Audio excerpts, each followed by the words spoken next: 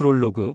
지금 이 자리에 와준 당신에게, 지금 이 영상을 틀어둔 당신은 아마도 마음이 아주 편안해서라기보다는 조금은 지쳐있고 조금은 숨을 고르고 싶어서 이 자리에 와 계실지도 모르겠습니다. 굳이 이유를 찾지 않아도 괜찮습니다. 마음은 늘 말보다 먼저 반응하기 때문입니다. 오늘 이 시간은 무언가를 배우거나 깨닫기 위해 애쓰는 시간이 아닙니다.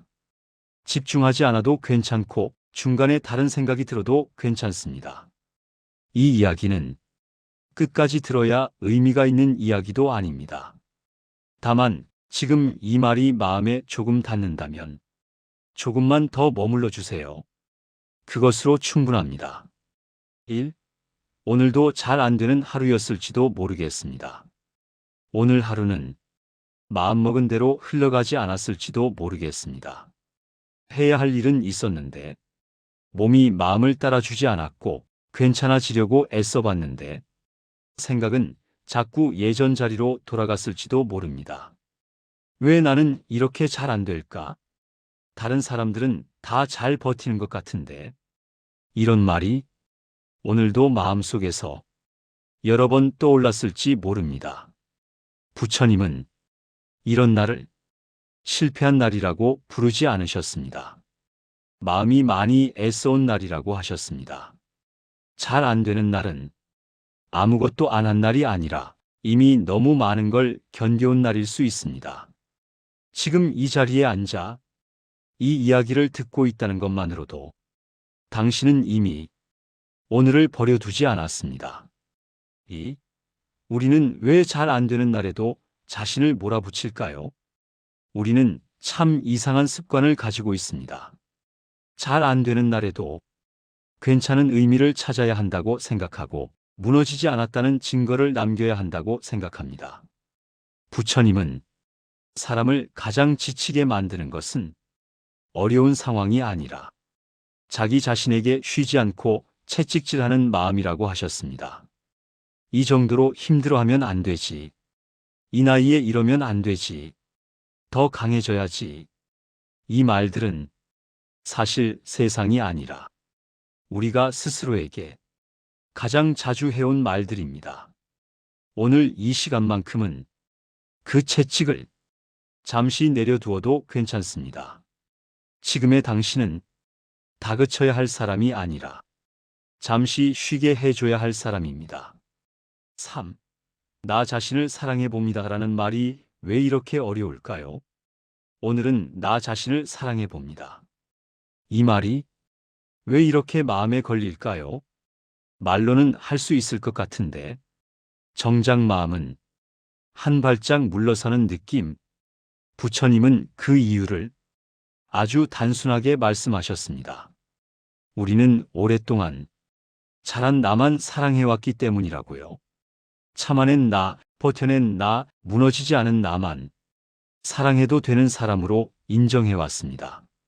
그래서 지친 나, 아무것도 하기 싫은 나, 흔들리는 나를 마주하면 사랑이라는 단어를 쓰기가 어려운 겁니다. 오늘은 사랑하지 못해도 괜찮습니다. 다만 미워하지 않기만 해도 충분합니다. 4. 마음속에서 들리는 그 목소리에 대하여. 잘 안 되는 날에는 유독 또렷해지는 목소리가 있습니다. 또 이러네. 역시 나는 안 되는 사람이지. 왜 항상 이 모양일까? 부처님은 이 목소리를 당신의 본래 모습이라고 보지 않으셨습니다. 지쳐온 마음의 습관이라고 하셨습니다. 너무 오래 혼자 버텨온 마음은 세상을 보기 전에 먼저 자기 자신을 공격합니다. 오늘 이 시간만큼은 그 목소리를 사실로 믿지 않아도 괜찮습니다. 그 목소리는 당신이 아니라 당신이 너무 오래 견뎌왔다는 증거일 뿐입니다. 5. 사랑은 잘해낸 뒤에 주는 상이 아닙니다. 우리는 흔히 이렇게 생각합니다. 조금 더 괜찮아지면 나를 사랑해도 되지. 하지만 부처님이 말씀하신 사랑은 조건이 달린 보상이 아니었습니다. 사랑은 잘 견뎌낸 뒤에 받는 상이 아니라 견디고 있는 중에 잠시 쉬게 해주는 숨이었습니다. 오늘은 스스로에게 이렇게 말해도 괜찮습니다. 지금 이 모습으로도 나는 내 편이다. 이 한 문장이 마음을 단번에 바꾸지 않더라도 당신을 버리지 않게 해줍니다. 6.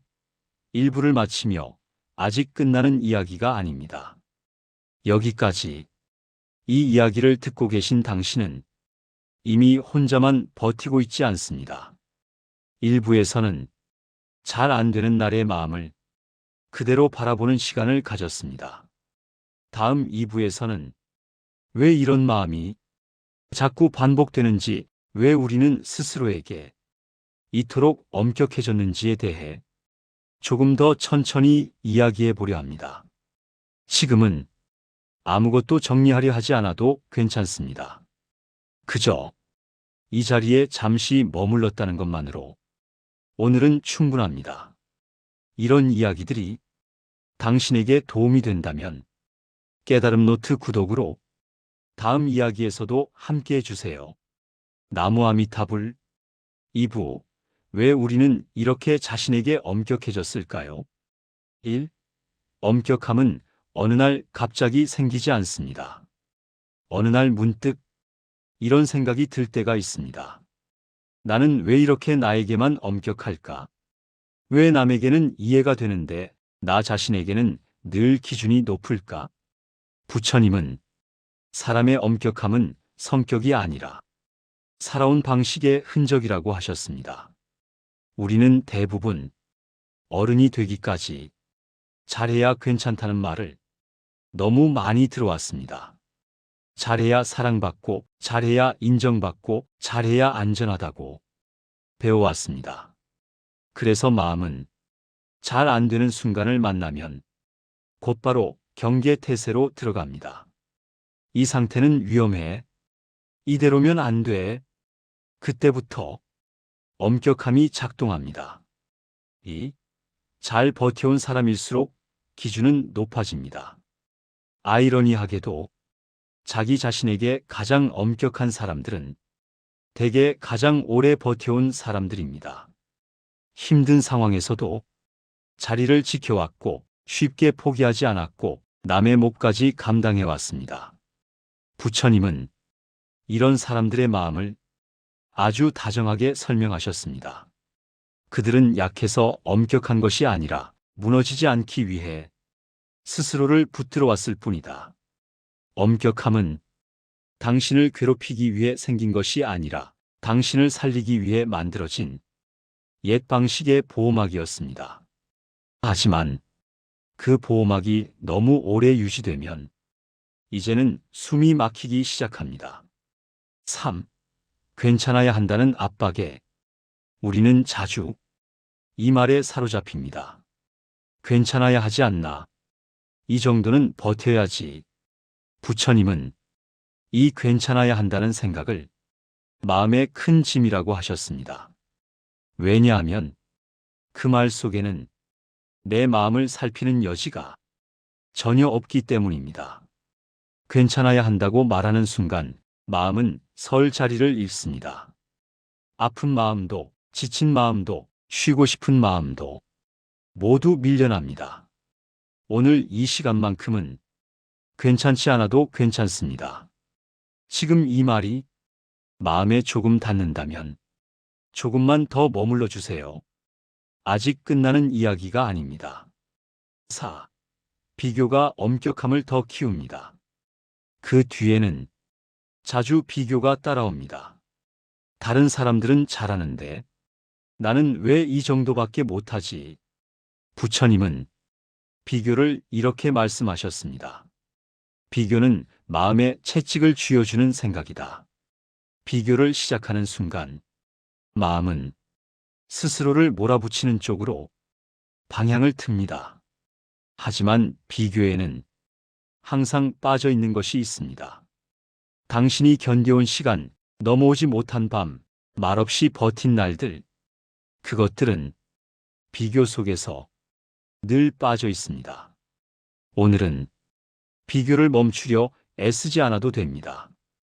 다만 이렇게 물어보세요. 나는 지금 무엇을 견디고 있는가? 이 질문 하나가 엄격함의 힘을 조금 느슨하게 만듭니다. 마음은 왜 스스로를 공격할까요? 자기 자신에게 가장 가혹한 말이 가장 빨리 떠오를 때가 있습니다. 내가 문제야. 역시 나는 안 돼. 부처님은 이 현상을 아주 분명하게 설명하셨습니다. 마음은 위험하다고 느낄 때 가장 익숙한 방법으로 당신을 통제하려 듭니다. 그 익숙한 방법이 바로 자기 비난입니다. 하지만 자기 비난은 문제를 해결하지 않습니다. 다만 마음을 더 지치게 할 뿐입니다. 오늘 이 시간만큼은 그 공격을 사실로 받아들이지 않아도 됩니다. 그건 당신의 본질이 아니라 오래된 방어 습관일 뿐입니다. 6. 엄격함을 내려놓는 연습은 아주 작아도 됩니다. 엄격함을 한 번에 내려놓으려 하지 않아도 됩니다. 부처님은 마음을 바꾸는 가장 좋은 방법은 작은 허락이라고 하셨습니다. 오늘은 이 정도면 충분하다고 말해주는 연습. 오늘은 덜 잘해도 괜찮다고 말해주는 연습. 오늘은 자기 편이 되어주는 연습. 이 작은 선택들이 마음을 다시 숨쉬게 합니다. 7. 2부를 마치며 여기까지 이 이야기를 함께 들으셨다면 당신은 이미 자기 자신을 조금 내려놓고 있습니다. 2부에서는 왜 우리가 이렇게 자신에게 엄격해졌는지 그 마음의 뿌리를 함께 살펴보았습니다.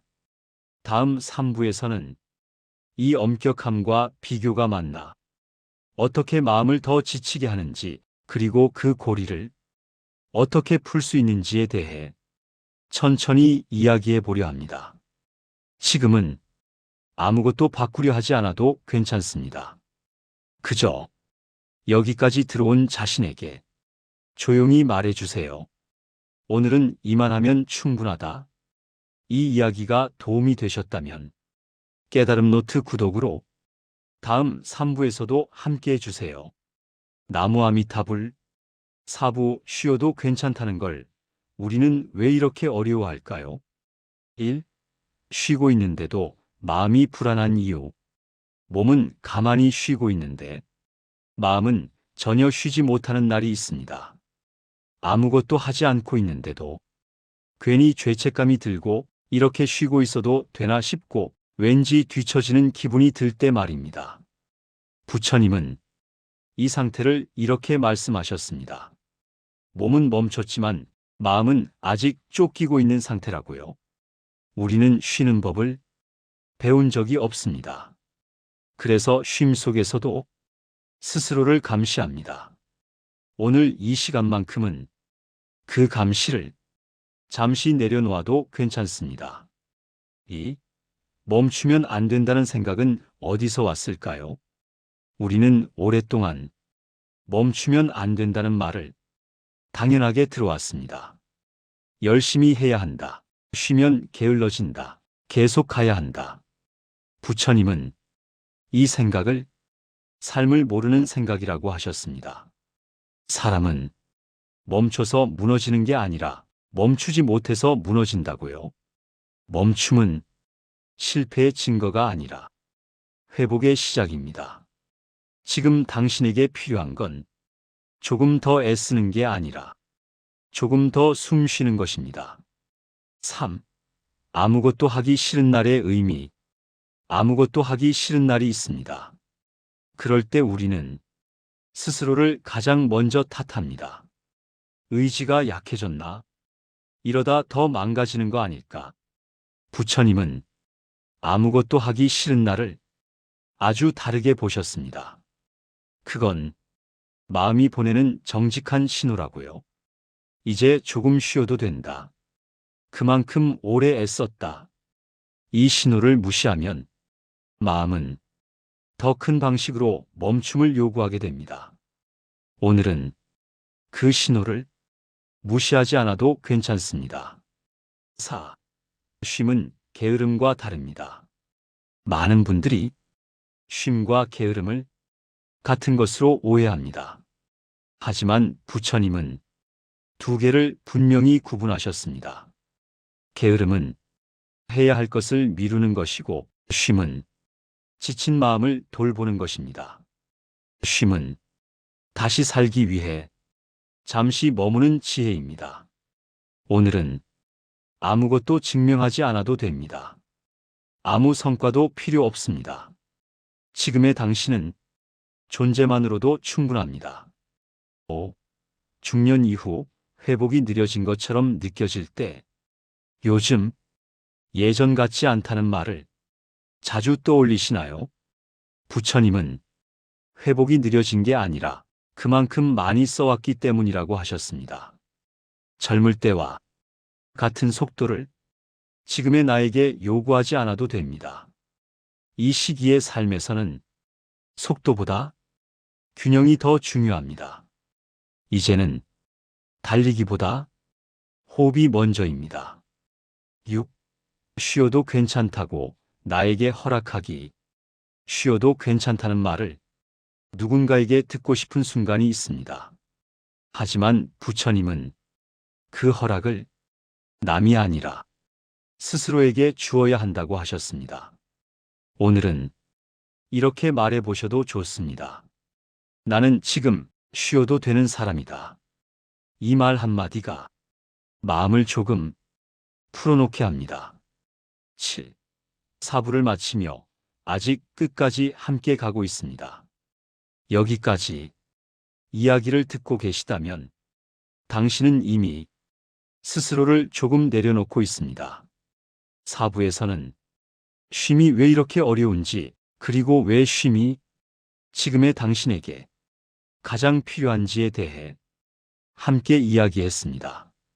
다음 5부에서는 많은 분들이 가장 오래 붙잡고 있는 상처와 용서, 그리고 마음이 풀리는 순간에 대해 조금 더 깊이 들어가 보려 합니다. 지금은 이 말만 마음에 남겨두셔도 충분합니다. 오늘은 이만하면 잘 살아냈다. 계속 함께 하시려면 깨달음 노트 구독으로 다음 5부에서도 조용히 곁에 있겠습니다. 나무 아미타불. 5부 용서하지 않아도 마음은 풀릴 수 있습니다. 1. 용서라는 말이 왜 이렇게 무거울까요? 어떤 말은 듣기만 해도 마음이 먼저 굳어집니다. 이제는 용서해야지. 언제까지 그 일을 붙잡고 있을 거야? 부처님은 이 말을 아픈 마음 앞에서는 아주 조심해서 사용하셨습니다. 왜냐하면 상처가 아직 살아있는데 용서를 말하는 순간 마음은 또 한 번 다그침을 당하기 때문입니다.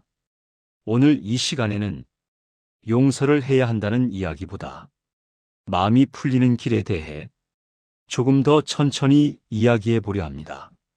2. 우리는 왜 용서를 강요받아 왔을까요? 살다 보면 이런 말을 참 많이 듣습니다. 그래도 가족이잖아. 그래도 지나간 일이잖아. 너를 위해서라도 용서해야지. 부처님은 사람의 마음에는 순서가 있다고 하셨습니다. 상처, 이해, 풀림, 그 다음이 용서. 이 순서를 건너뛰면 마음은 오히려 더 단단히 다칩니다. 아직 아픈데 괜찮은 척해야 할 때 마음은 그 상처를 더 꼭 쥐게 됩니다. 지금 용서가 안 되는 건 당신이 못났기 때문이 아니라 아직 마음이 그 자리에 있기 때문입니다. 3. 용서가 안 되는 진짜 이유. 용서가 안 되는 이유를 우리는 흔히 이렇게 생각합니다. 내가 속이 좁아서, 아직 미련해서. 하지만 부처님은 아주 다르게 보셨습니다. 용서가 안 되는 이유는 마음이 아직 아프기 때문이라고 하셨습니다. 아물지 않은 상처 위에 용서를 올리면 그건 치유가 아니라 또 다른 상처가 됩니다. 오늘은 용서하지 않아도 괜찮습니다. 대신 이 말만은 마음에 남겨두셔도 좋겠습니다. 아직 아프구나. 그래서 못 놓는구나. 이 인정 하나가 마음을 조금씩 느슨하게 풀어줍니다. 4. 가장 먼저 이해받아야 할 사람은 그때의 나입니다. 마음이 풀리기 시작하는 순간은 상대를 이해할 때가 아니라 그때의 나를 이해할 때입니다. 그때의 나는 왜 그렇게 말할 수밖에 없었는지, 왜 그렇게 참고 있을 수밖에 없었는지, 왜 그렇게 아플 수밖에 없었는지. 부처님은 이렇게 말씀하셨습니다. 그때의 내 마음을 지금의 내가 먼저 안아주어라. 오늘은 그때의 나에게 이렇게 말해 보셔도 괜찮습니다. 그 상황에서 그만큼 할 수밖에 없었겠구나. 이 말은 변명이 아닙니다. 사실을 인정하는 말입니다. 5. 원망은 누구를 묶고 있을까요? 원망은 상대를 묶는 끈처럼 보이지만 사실은 나를 묶고 있는 끈입니다. 부처님은 원망을 이렇게 말씀하셨습니다. 원망은 이미 떠난 사람을 내 마음 안에 다시 앉혀놓는 일이다. 원망을 쥐고 있는 동안 가장 힘든 사람은 상대가 아니라 나 자신입니다. 원망을 내려놓는다는 건 상대를 위해서가 아니라 나를 풀어주는 일입니다. 6. 풀리는 건 결심이 아니라 시간일 때도 있습니다. 어떤 마음은 아무리 애써도 지금은 풀리지 않습니다. 부처님은 그럴 때는 억지로 풀려고 하지 말고 시간에게 맡기라고 하셨습니다. 시간은 말없이 마음을 정리합니다. 우리가 하지 못한 일을 시간이 대신 해주기도 합니다. 오늘은 풀리지 않아도 괜찮습니다. 그저 더 이상 상처 위에 상처를 얹지 않으면 됩니다. 7. 오부를 마치며 용서보다 먼저 나를 지키기. 여기까지 이 이야기를 들으셨다면 당신은 이미 마음을 조금 내려놓고 있습니다. 5부에서는 용서를 하지 않아도 마음이 풀릴 수 있다는 이야기를 함께 나누었습니다. 다음 6부에서는 이 모든 과정을 지나 다시 살아갈 힘이 어디에서 오는지에 대해 마지막으로 이야기해 보려 합니다. 지금 이 말만 마음에 남겨두셔도 좋겠습니다. 나는 나를 먼저 지켜도 된다. 계속 함께 하시려면 깨달음 노트 구독으로 마지막 이야기까지 함께 머물러 주세요. 나무 아미타불. 6부 다시 살아갈 힘은 어디에서 오는가? 1. 우리는 늘 더 버틸 힘을 찾으려 합니다. 사람들은 자주 이렇게 말합니다. 조금만 더 힘이 있었으면 좋겠어요. 끝까지 버틸 수 있었으면 좋겠어요. 하지만 부처님은 사람이 다시 살아가는 힘은 더 버티는 힘이 아니라 덜 자신을 괴롭히는 데서 나온다고 하셨습니다. 우리는 살아오면서 이미 충분히 오래 버텼습니다. 문제는 힘이 없는 게 아니라 힘을 쓰지 말아야 할 곳에서도 계속 써왔다는 점입니다. 오늘 이 시간은 힘을 더 내는 시간이 아니라 힘을 조금 아껴두는 시간입니다. 2. 다시 살아갈 힘은 대단한 결심에서 오지 않습니다. 우리는 흔히 인생이 바뀌는 순간을 대단한 결심으로 상상합니다. 이제부터는 달라질 거야. 이제 다시 시작해야지. 하지만 부처님은 그런 결심을 마음의 부담으로 보셨습니다. 다시 살아갈 힘은 결심에서 오지 않습니다.